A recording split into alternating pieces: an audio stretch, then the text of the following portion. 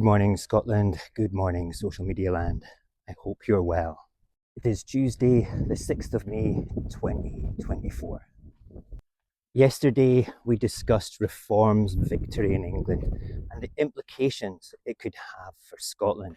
It's terrifying to think that Reform could potentially become the second largest party in Scotland, and it demonstrates clearly that the political elements of the independence movement need to evolve rapidly to combat this. If not, we could be seeing such awful things like a diet of pro-union, pro-empire conditioning of our kids in Scottish schools. Reform is paving the road to Scotland with lies and furious gaslighting of the English electorate, with a narrative that states clearly that Scotland is funded by English taxpayers through the Barnett formula. Let's reverse devolution and restore our Act of Union. Scotland is now a dysfunctional example of failed devolution, funded by the English taxpayer, through the Barnett formula, with Wales close behind. Don't think for 1 second that this tactic will not be replicated in Scotland.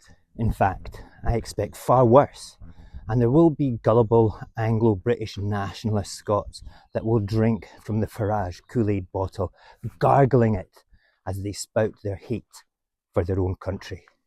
And to boot, we also have to contend with our own brothers and sisters in the independence movement that cannot move past party politics. Many Scottish independence voters will consider that the best way to combat reform in Scotland is by voting both votes SNP. But let's be clear on this. Trying to replicate the conditions of 2011 to gain a majority is nigh on impossible.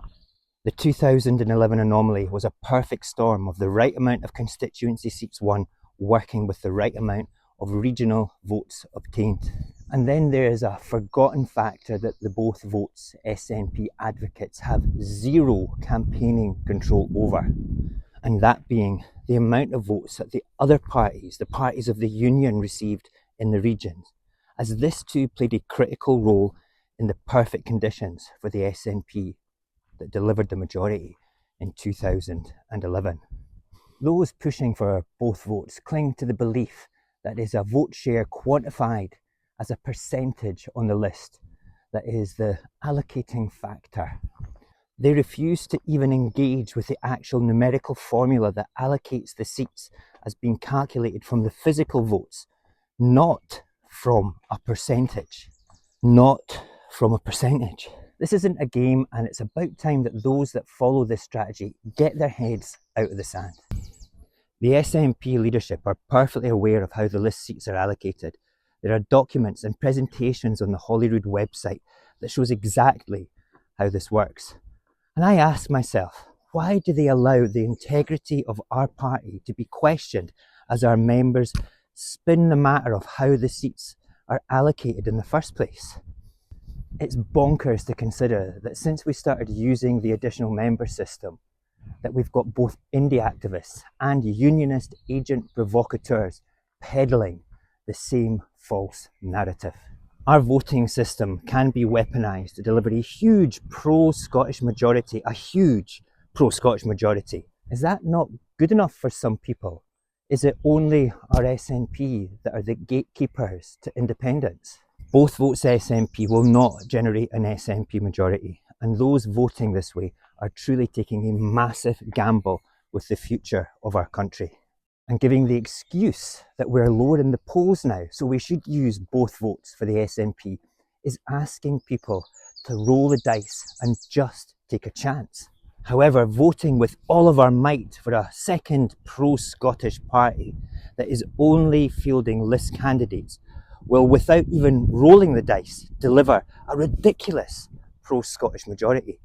Imagine taking the political colours out of the 2026 election and voting for two separate pro-Scottish parties. Consider all those activists desperate for independence but who no longer vote SNP returning to give their first vote to the party simply because we are voting for Scotland instead of voting for the party.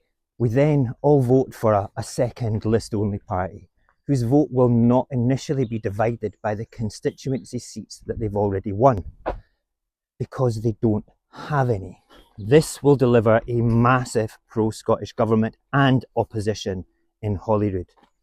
If this is not your mindset, then you must just love having the Tories and Labour with their pantomime antics shouting down the Scottish government. You must be feeling warm and fuzzy at the right-wing party of extreme hate and division, who will potentially be the second largest party in Scotland come 2026, getting seats. You must, because you can't get past voting for a party over the national cause. Would it not be far better for the cause of independence to have the Greens and Alapa in oppositions in Holyrood? If you can't even consider limiting union influence in Holyrood with the same consideration that you would want to eliminate the union for Scotland as a nation, then you truly need to have a word with yourself. Doing this, you're fighting a political battle. You're not fighting the national cause.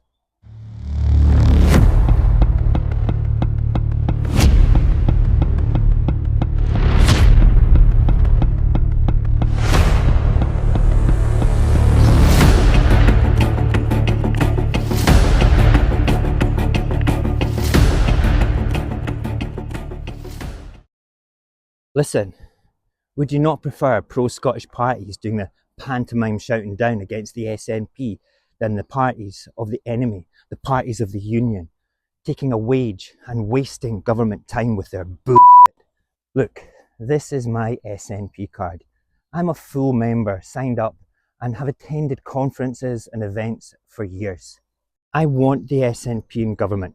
I want them to have a majority. But I want them to win this in the constituencies, which is truly possible when Reform splits the unionist votes in the marginal constituencies. And if we all get over ourselves and campaign like we're a true liberation movement rather than individual political entities in a devolved parliament that is still yoked up to Westminster control, then maybe, just maybe, we can do some good for our country. Belief alone will not win our party the majority that we all crave. Gambling with votes will again bring the union representation into our parliament. But if we work as one to bring unity to our movement, then together we can truly make a difference. Understand that difference is utterly essential to move our cause on. Sometime this month, the SNP will launch their campaign for next year. It's not going to change. It's not going to be dynamic, and it won't combat Reform's threat to Scotland. I believe that it will be something like, keep Reform out of Scotland with both votes SNP. Stop the threat of the right wing, both votes SNP. Or something demoralisingly similar. What a wasted opportunity. What a disaster this would be. Take a chance with both votes, or learn to vote tactically and deliver a supermajority that will unite the independence movement and further the cause of liberty. The fact remains that the voting strategy of all parties of independence should be very, very simple, and it should be vote for Scotland. Vote for Scotland. I think we all know what that means by now. Don't be part of the problem. Don't be part of another 5-year lesson. Just vote for Scotland.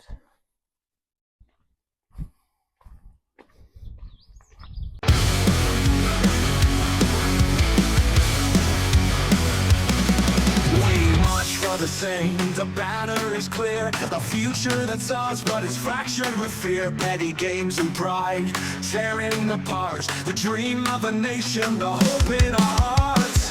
Get over yourselves, you're dragging us down, squabbling like children while the world spins around. The light of our freedom is fading away.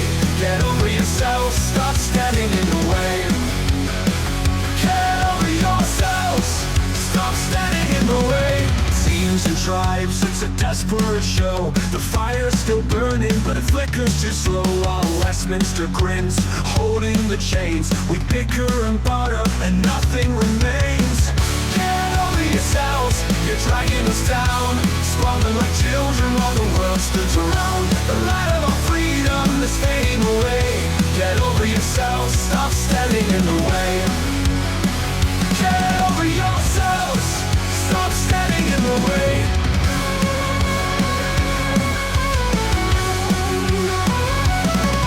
The cause is too great, the time's slipping fast. We're stuck in the present, but the future's our past. If we don't unite, this chance will be gone. A fractured movement can never be strong.